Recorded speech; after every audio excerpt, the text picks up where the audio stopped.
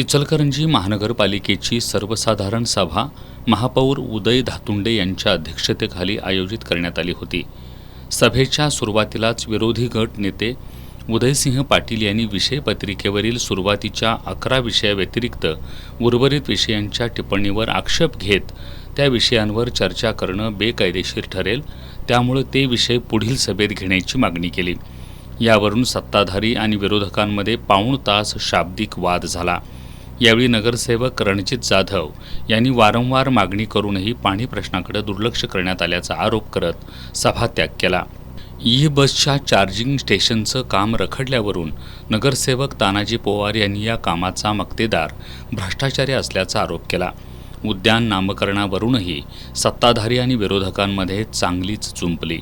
सभेत शहरातील कूपनलिकांच्या खर्चाबाबत सत्तारूढ आणि विरोधकांमध्ये जोरदार खडाजंगी झाली।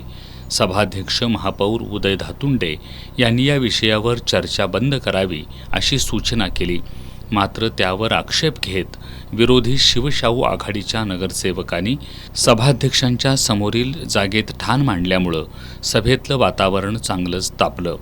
घरोघरी जाऊन कचरा गोळा करण्याच्या कामाच्या मक्तेदाराविरोधातील तक्रारीच्या विषयावर चर्चा करताना सर्वांनीच असमाधान व्यक्त केलं।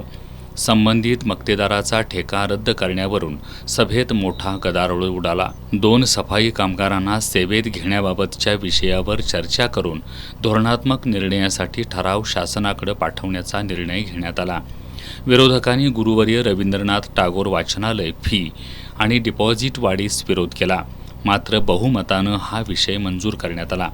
सभेत विविध 38 विषयांवर तब्बल 7 तास चर्चा झाली।